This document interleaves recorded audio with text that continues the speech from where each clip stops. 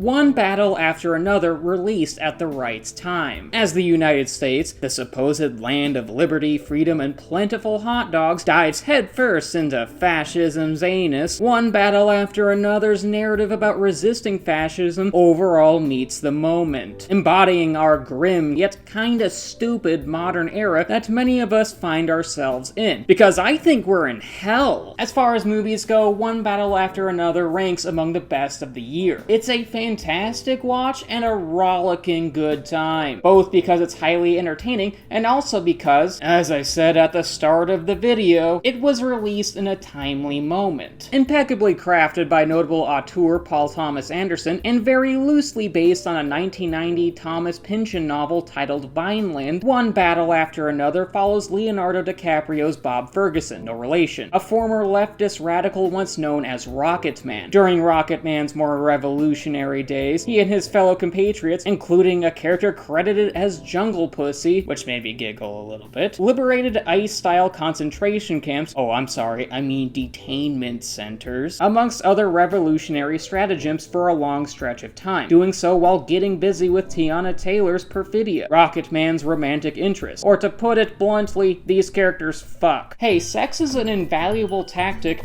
that can be used to restore democracy. Has it worked before? No. But all that means is that we need to try fucking harder. Because there is always a first time, even if it isn't your first time. But anyway, the point. Perfidia eventually becomes pregnant, because that's what happens when you get into that rock and roll coochie coo, and gives birth to a baby girl. And from there, Perfidia and Rocket Man make the relationship work, even with the whole rebellion thing going on. Because baby, let the good times roll. Unfortunately for Rocket Man and the rest of his comrades, the good times did not, in fact, continue to roll. After a heist goes awry, Perfidia becomes an informant for the US government under the tutelage of Sean Penn's Colonel Stephen Lockjaw, a man whose personality is adjacent to that of a Brochevsky who desires to outlaw pornography, all while maintaining 5 incognito tabs to Pornhub open on his work computer at the government office, with a subcategory being vor. In other words, he's just a skeevy hypocrite in a position of authority, which is all too relatable. And now that the crew has been sold out,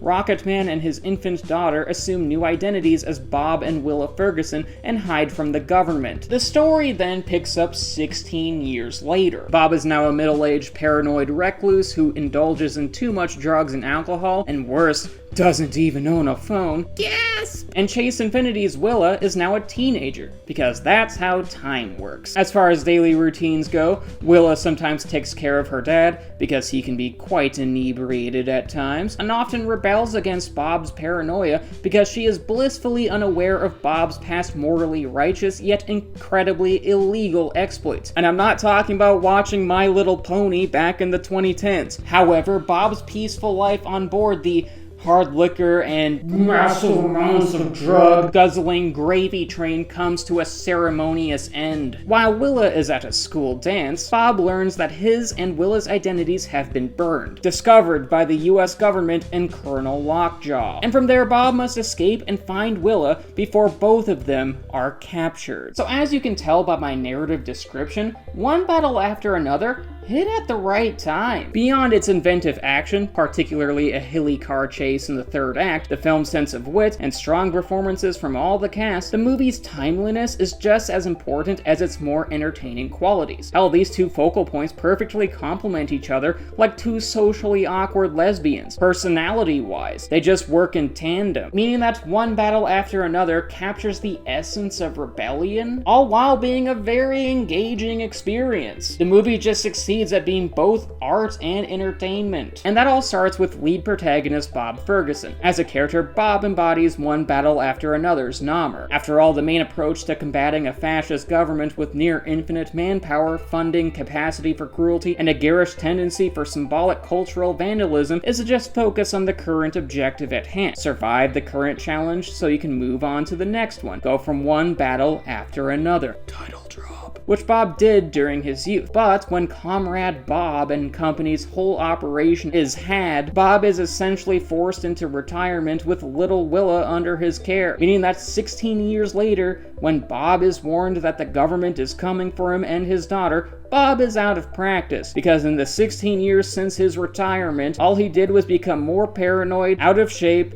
and get higher than dope smoker. And Bob's characterization is both amusing and thematically relevant. Amusing because Bob, attempting to go full action hero daddy in order to protect Willa, constantly falls through due to the fact that Comrade Papa is a washed up revolutionary who consistently falls flat on his face, both figuratively and literally. He's just not in shape physically or mentally to do many actions he could competently execute over a decade and a half prior. For example, Bob can no longer effortlessly jump from rooftop to rooftop, or when attempting to contact his former rebellion group, he can't remember the necessary code phrases that would grant him the coordinates to the group's rendezvous point, forgetting because he more or less says, "I did so much drugs," which obviously legally absolves Bob from all of his crimes. And objectively, this is simultaneously wholesome and verifiably funny as shit. The numbers don't lie. Because Bob, being a well-meaning dad, allows him to be sympathetic, but his fairly consistent fuck-ups also allow him to often be hilariously inept to the point of endearment. Because, you know, a washed-up revolutionary is just an amusing concept for a character in and of itself. And oddly enough, Bob's characterization also leads into one battle after another's themes, which is to say,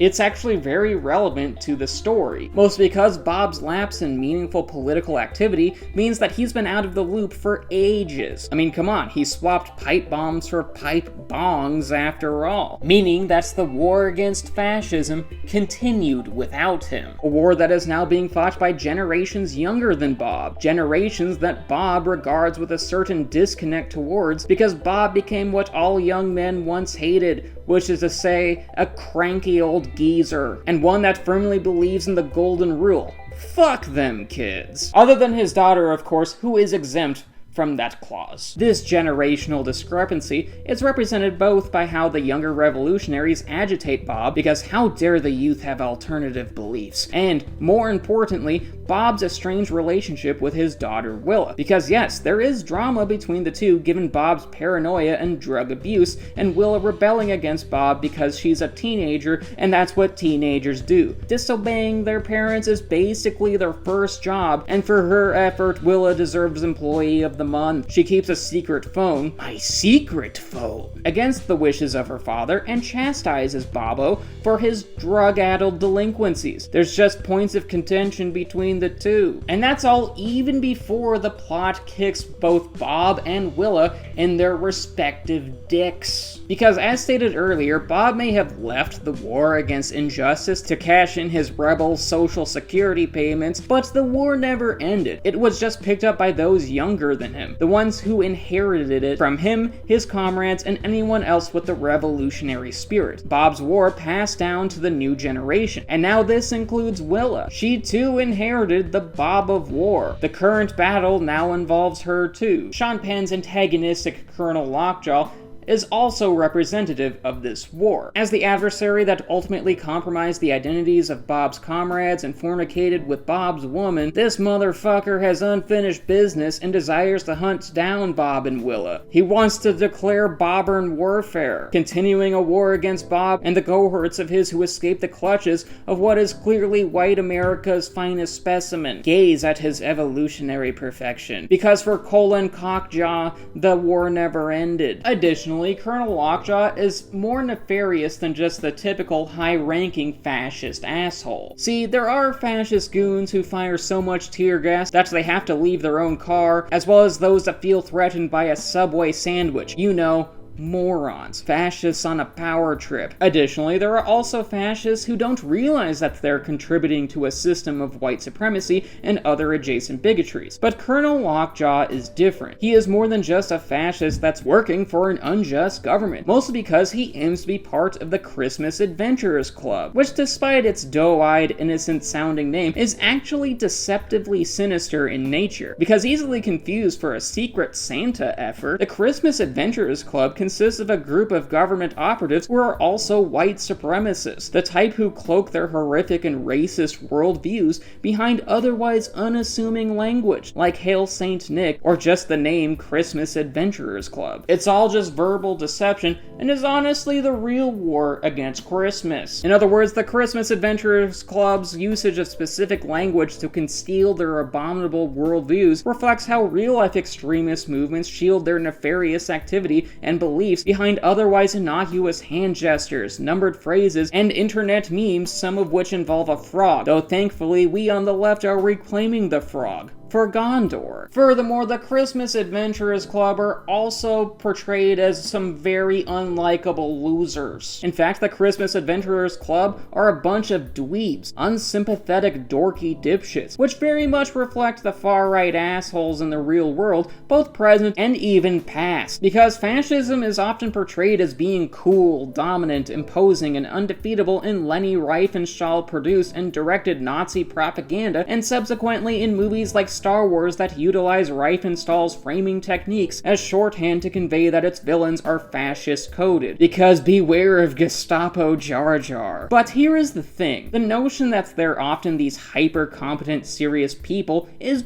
bullshit. That's just marketing. And to be clear, fascists can be very good at marketing. Despite how they frame things, these people suck, and not only that, but they're just pathetic. And the Christmas Adventurers Club in One Battle After Another echoes this truth. Adjacent to the fascists in the real world, these people aren't just evil, but they're also an embarrassment to the human race. They're just the worst, meaning that One Battle After Another gets this right as well. One Battle After Another also reflects the sense of community that anti-fascism fosters. See, the two most notable characters in this are Regina Hall's Deandra and Benicio del Toro's Sensei Sergio St. Carlos. In terms of Deandra, she worked with Bob during their more rebellious days and aids Willa in the present day when she is in trouble, showing her loyalty to the cause and its allies. And in terms of Sensei Sergio St. Carlos, the man is a staple of his local Hispanic community, and when the feds and the police take over that said space, he and many others spring into action, alerting the vulnerable, undocumented, and or young children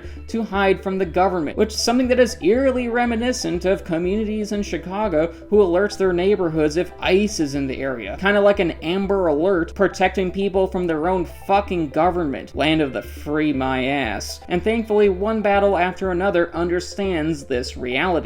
It resonates here. Admittedly though, One Battle After Another does have an element that doesn't necessarily match reality. In fact, the idea that there is currently this coordinated leftist underground resistance movement is fairly laughable considering how fractured our coalition is. No one fucking likes each other. I mean, we joke that Andor is a leftist infighting simulator for a reason, meaning that this is just a creative liberty in the film. But still, with that said, it's easy to look past this. Mostly because One Battle After Another's rebellious sentiment feels right. The sentiment regarding how we must stand strong with each other, support our communities, uplift the oppressed, and enfranchise the disenfranchised. Now if only we could disenfranchise Call of Duty. It's a movie that inspires hope, and showcases that standing up to fascism, even in spite of the unfair power dynamics used against us, is the right thing to do, and is incredibly comforting when it comes to our personal morals and how we make a difference. This movie just rejuvenates the soul, allowing us to continue this long battle against injustice. One Battle After Another is just a feel-good movie when it comes to inspiring us to continue the fight against fascism. Because like it or not, it is our battle now.